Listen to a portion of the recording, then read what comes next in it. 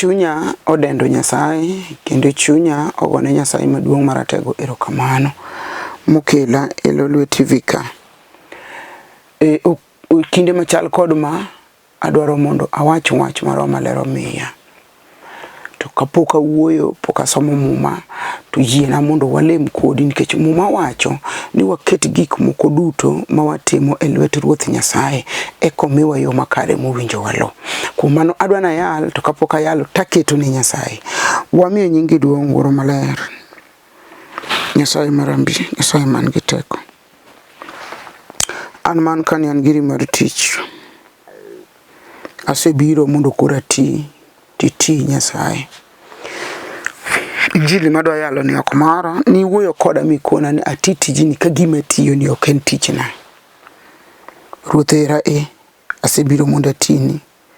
Jawinjo janeno, jal man gi chandruok, jal mayuak, jal mokuyo, jal madwaro lokruok mar chuny, jal madwaro warruok, jal madwaro Yesu Kristo, Baba na itimne. Nyingi mondo yud duong'. E nying Yesu Kristo ma Nyasaye. Amen. Gimondo wasom kod muma, kaw mari an ba kaw mara. Kata kamano, kawuono adhi somo loko machon. Wacho kama, Johana Injili achiel e wang'e. Wach moro. Kar chakruok wach ne nitie, kendo wach bende ne ni kod Nyasaye. Kendo wach ne en Nyasaye. Ne entie kar chakruok kod Nyasaye. En ema nomiyo gik moko duto ochue, kendo kane onge en, onge gimoro kata achiel manochue. Kuom mano chue ngima ne nitie. Manochue ngima ne nitie, kendo ngima nobedo ler mar ji. Ler rieny ei mudho, to mudho okoloye. Apako Nyasaye. An kod wach matis kabisa. Alamo Nyasaye mondo okonya kodi. Ndiko wacho ni kar chakruok wach ne nitie. Ji mang'eny paro ni en wach miwacho kaka wuoyo ni mane wach manitie mondo ji owuo. Wach mane nitie ne en Yesu. Koro Yesu Kristo ne nitie kapok ochwe piny kar chakruok. Jawar ne nitie. Wuod Nyasaye ne nitie. Kendo ndiko wacho ni kane nitie kamano ne en kod Nyasaye mobedo Nyasaye. Tiende ni Yesu en Nyasaye. Nito bende ne entie kane en ler to mudho ne ok oime. Kara afwenye chunya sani ni kare ka in gi Kristo Yesu to in gi ler. Ionge mudho. Kendo kata ka mudho temo mondo imi ok nyal imi nikech in kod ler mar ler te ma en Yesu Kristo. Koro wacho ni lerno en mudho ne ok oime. Kapok atieko wach mawacho to wach moro Nyasaye kele pachaka. Chieng' moro kana neno sime internet kiang'oge, tayudo nyako moko ywak kabisa. Ng'ama noko e picha cha goma na ng'ute ka kende ka piwang'e mol. To wacho no ka watu mondo asom gino nikech gima mi piwang'a to lwar kamacha nitie. Kendo chunya ma iye ne paro ni ng'at cha okete gicha okete gi gimo miyo mondo ji oyud gimo miyo okete. Kumano na asomo gino. Sama naendelea gi somo tayudo ni nyako moro kasini ne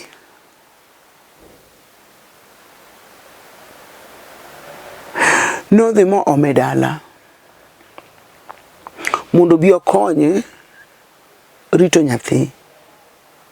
Nikech samoro ndigo skul to tich onge koro pod oyuo dala koro kasini ne nigi tonglo. Wach nadhi om nyathi wa manyar ng'ane obiro rit na nyathi ta chule. Ne gibiro kaka ji lore gi wach. Noloye gi wach mene gibiro. Sabado gibiro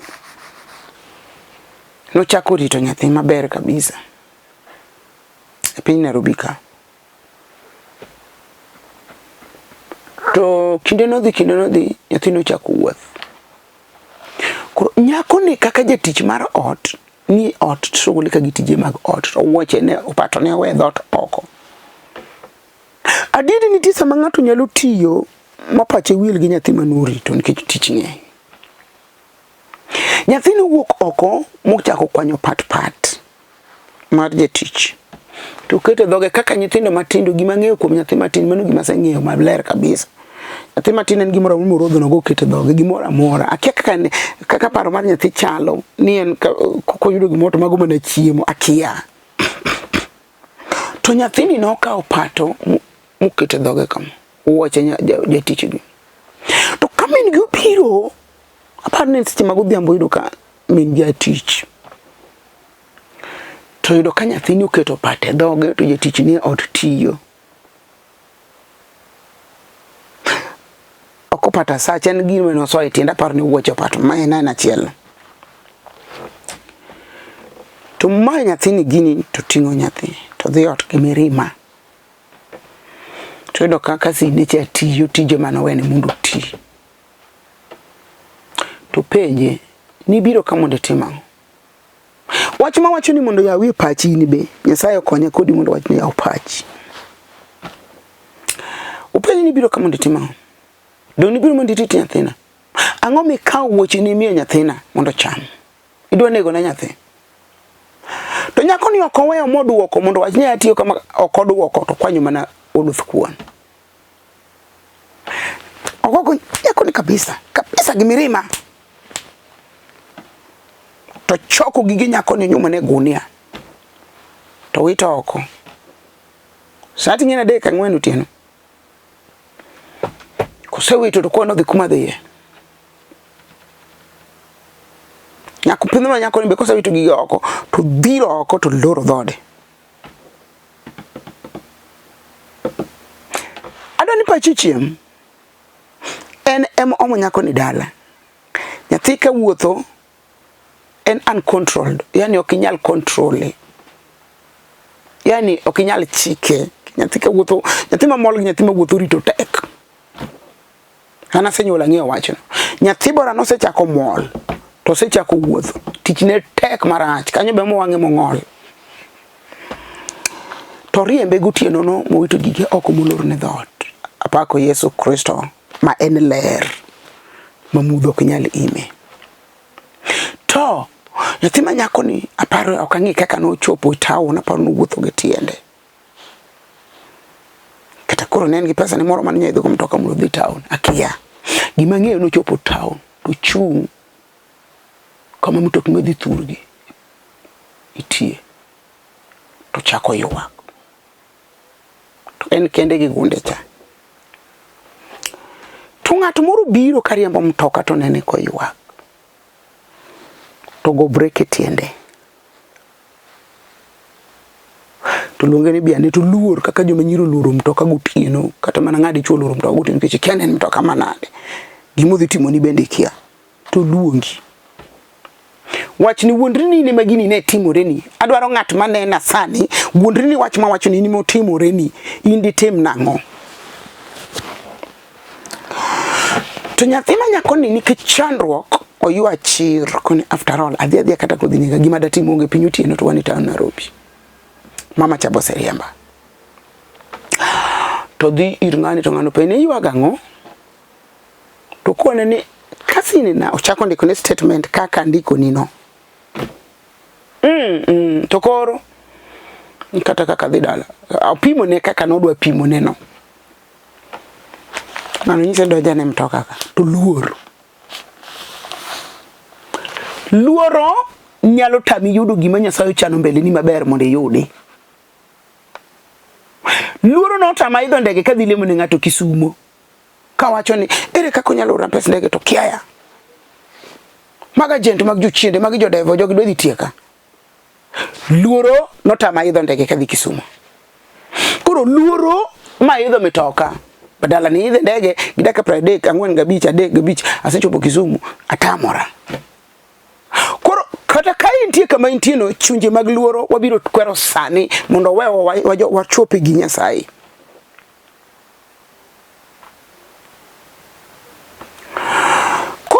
no tamo nyathini idho mtoka to paro an kamarach aidha gani kata ka ngogo owinjo ka chunyi kone idha ma kata ka ngogo obedango to idho. Chunyi luoro nyalo tami yudo mwandu. Chunyi luoro nyalo tami yudo gweth. Chunyi luoro nyalo tami donjo kamano winji donje. Koro goli chunyi luoro. Kano se donje mtoka to ng'acho riembe gede kare ne nitie mzungu mane dwaro jatich ne kaka Nyasaye tiyo. Gole ot one bedroom kata double room tichwade tiriembe tiwite gi gige for no reason. To nikech Nyasaye noloso ne gima ber mbele oriembe chopo town chako ywak. Piwang' cha machata pa nok mirima nena na Nyasaye ema ne olo piwang' cha oko mondo jamtoka chon ne. Nitiere gik moko katimore ngimani ok gin gi jochiende. Nitie moko katimore ngimani to gin dwaro Nyasaye mondo gino timre sano mondo ne gik mabeyo gi gik madongo ma Nyasachwa timo nikech Nyasachwa en hono. Hono en gima ne ok ipar tipo kirodho nogo. Koro Nyasaye en hono. Jali no riembo nyako ni nyaka ka mzungu mane dwaro jatich. Eka mzungu ni norwako nyako ni gi pat irieko ne teni kich no dwaro jatich to yudo. Eka mzungu no chako chulo nyako ni 40,000. Kacha to ni chulo 5,000 kata dek moro. Mzungu ng'eyo ne nyako ni mitoka. Nyako ni chako riembo kapok jatende mano riembe tich riembo mtoka. Mzungu nomiye ode kende ma gimoro amora nie iyo otawala kako dwaro. Ode kende ma gimoro amora. Ka mino gimoro amora ting'eyo gimoro amora manyalo bede yot. Titiene mzungu tan gi ode. Chako save. No kano pesa. Tiyo mathis to thoth ne okano. Kadwe yudo 40,000 to ikano moko. Ipani nyalo kana di mano to koro penjo mibiro dwoko kendi. Sano romo mzungu tich ne norume Kenya no dok thurgi. Adoni winji od mane mzungu dala mane mzungu nitie cha mzungu no ng'iewo chuth. Tich mzungu norume Kenya. Mzungu ne dok thuri. Tuni Kenya ko notiyo ne kwa njia ya uaminifu. In bende tim gik mamoro ng'ato. Tiende ni kise moro Nyasaye to bi automatic biro moro ji. Notiyo ne mzungu cha maber kabisa. Maber molo jotich duto mane en gago.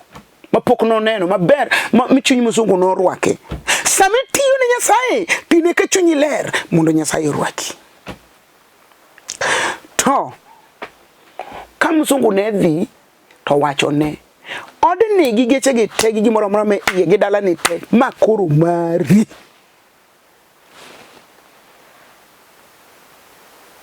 Ami chuth ok ne duoge Kenya magi gigi. Asto mzungu kawo milion 3 miye kaka erokamano kuom tich maber gi dak mar kwe.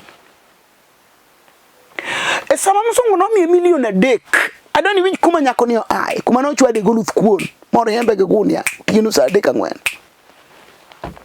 Kare Nyasaye timo gini gotieno ka Nyasaye ko ne gima ber. Nitie gik moko manya timori at the wrong hour to nitie gima Nyasaye dwaro mondo timni maber. E ka nyako ni no paro gima no nyalo timo no yawo restaurant. Asto yawo kunde mag spa massage kiango gi babas kia suko saluni. Koro oyaw gigo mobedo gi gigo apar to koda beach. Dino yaw gi mos to wa winje wach. Winji gima Nyasaye timo. Jal moro no wer chon ni ng'amo chai kawuono kinyo goni sarut. Boss ne chatich no rumo ne. Oyaw restaurant gik mopogore go. Inye pesa nyathini rwako in a day siling 900 odiochieng' kodiochieng' mohande gikelo. En gi geche, en gang'o gige go be function maber. Ma jal manoriembe tich nobiro mondiko tich. Boko chande. Kikare Nyasaye ne timo macha mondo duogo ndik ng'ani tich.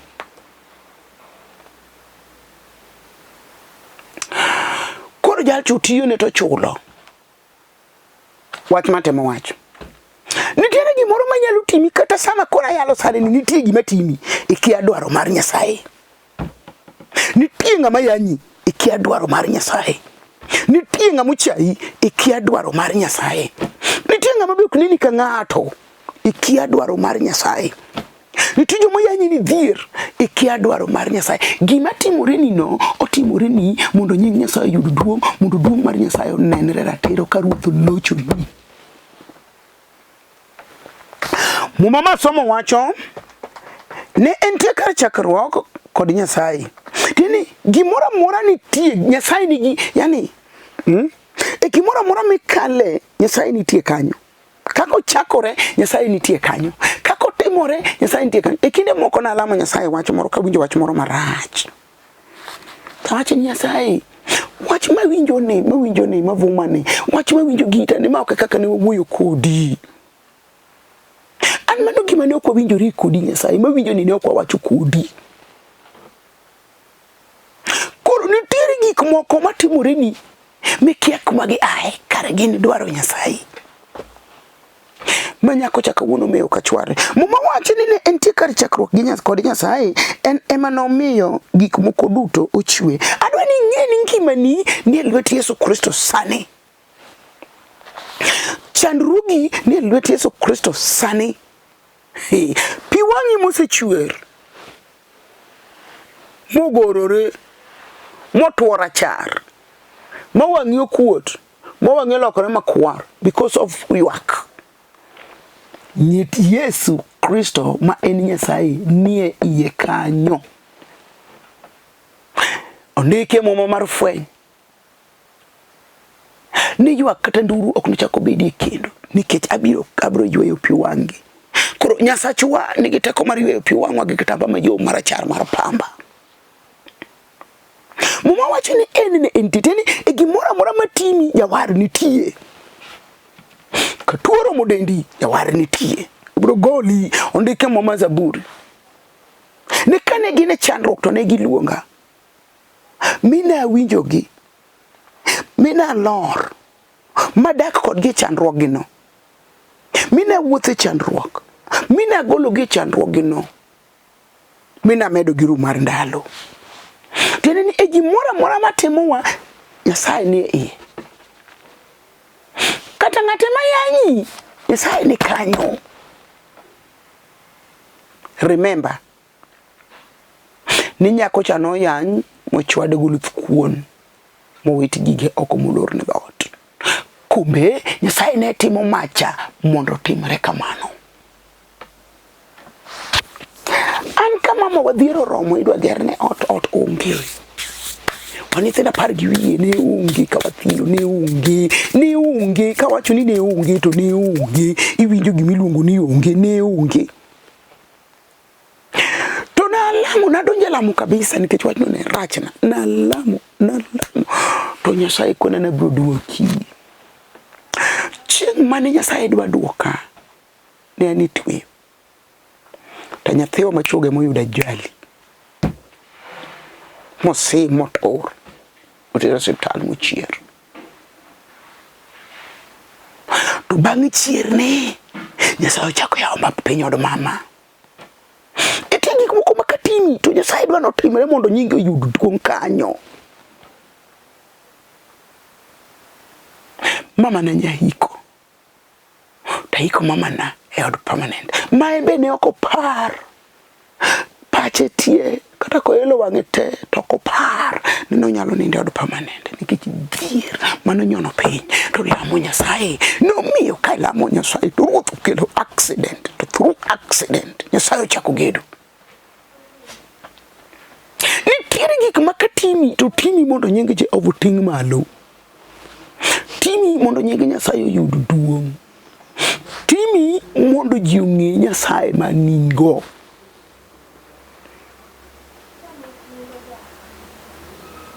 Muma wacho ni onge gimoro amora kata achiel mane ochue ka Nyasaye onge. To gik moko duto te nochue ka Nyasaye nitie.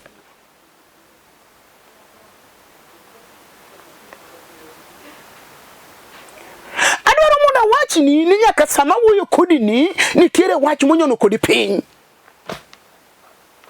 Pachi oseparo ni konyruok onge rumo igik. Iwinjo ki gik. Kama igike kode no igik. Pok igik. Gik moko ne entie gi Nyasaye. To gik moko duto nochue mana kuome. Gimidwaro sani ni kuom Yesu Kristo sani. Isemanyo tich gi lala mikoni ai po.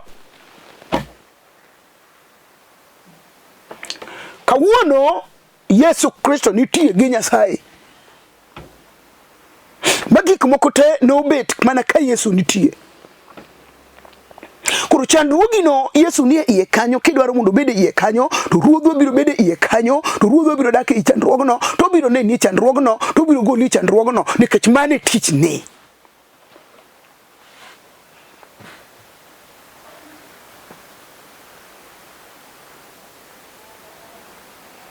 Kendo ka onge en to onge gimoro amora. Ndiko wacho ni kendo ka onge en onge gimoro kata achiel manochue.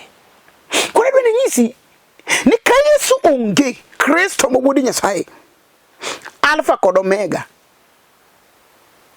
jabura mahono, Nyasaye maratego, ruodhi kue, jaloch mar joloch, ruodhi ruodhi, onge ka Yesu Kristo onge.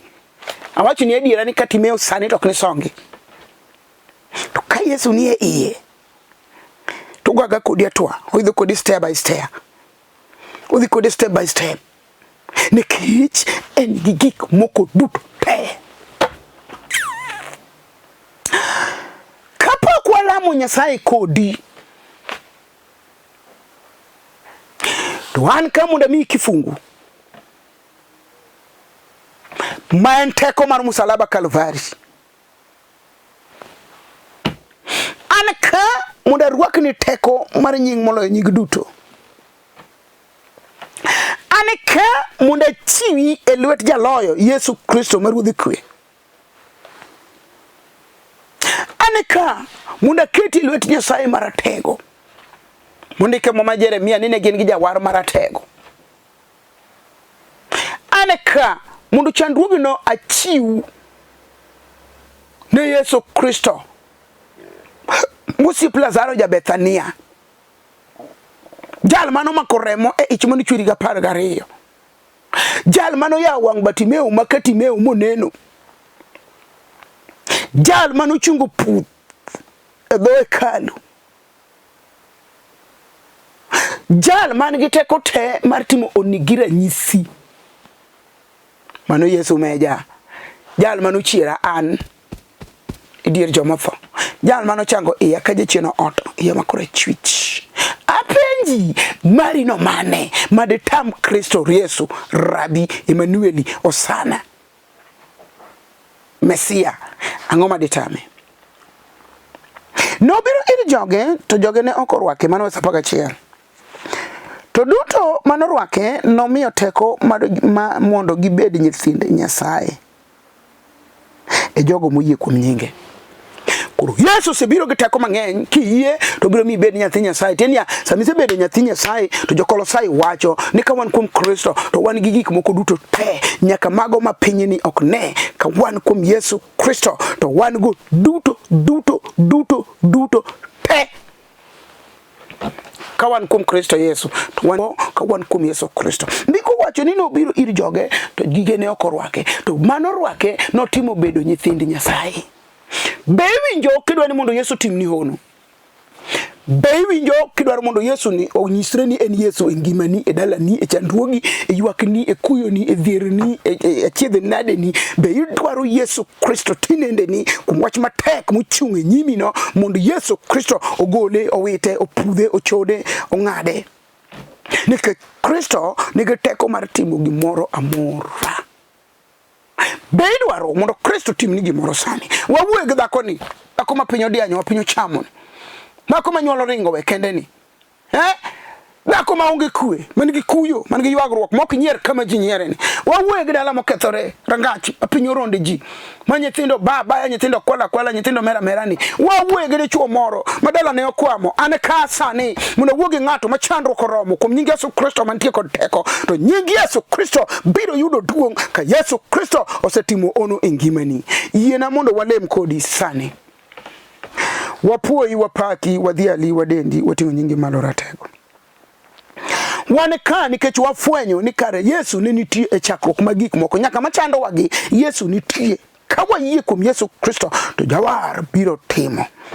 Jalno ni lweti sani ko mako TV. Jalno ni lweti sani ko gochonge piny olami. Jalno ni lweti sani ko ywakni. Jalno ni lweti sani ko kelo ni chandruoge. Nikech Yesu entie, otimne ono. Arito winjo duoko Baba nikech in jadiera. Nyingi musiko yudo duong' e remb Yesu Nazareth. Hallelujah. An mawuoyo kodi, an Nereah Mbewa. Bishop Nereah Mbewa. Awuok e piny Karachuonyo ka uma skul mar Kandiege. An nyarasembo kanyikela. Mano thuro kumonyuola. Nonro na sie nyarasembo kanyikela. Dhot mar Kamsunga. To wadak Ndhiwa, South Nyanza, Rangenya School. An nyar japuonj, an nyar jaduong' manosenindo, Rufus Agola Boy. Awuok e kanisa mar Hope for Good in Christ. Wan kamora mora. Kibiro Mombasa biro yudowa. Kibiro Nairobi biro yudowa. Kibiro Kisumu biro yudowa. Kibiro South Nyanza biro yudowa. Wan kamora mora midwaro wan tie kanisa wa mar Hope for Good in Christ nitie. Kiyiena tarua kie chakruoge wa. Uyok nyalo wil ni tarik 15 nyaka 17 dwe mar 4. Ndikie diary. Wan gi chakruok magalamoro e kanisa mar Hope for Good in Christ. Kaloleni Njogo Road. Kibiro ikaw namba nani. Kenja tuo mora motamo hospital, motamo dokta, motamo juoga, motamo jokoro. Yani gimora mora miparo ni nyalo Yesu nyalo timo nikech ne entie kade pok ochwe piny. Otimo gik madongo. Ang'eyo nying Yesu Kristo nikech ne ochanga ka yo hotore mudino. Ang'eyo teko man kuom Yesu Kristo nikech ne ochiera dier joma tho. Ang'eyo teko man kuom Yesu Kristo nikech no omiya nyuolo nyithindo ka jicheno dagini okanyuol. Ang'eyo teko man kuome nikech ochungo dalana. Adwari e chokruok B kaw namba na 0720 40 3913 nona bira rio nono ang'wen nono adeko chiko achiel adek. Nyasaye mahono ugwedhi ka warade chokruok mar 4 tarik 15 nyaka 17 ine gik madongo ma Nyasaye timo. Bi mondo ikaw gima jachien osemayi e lwet chokruok no. Nyasaye ogwedhi.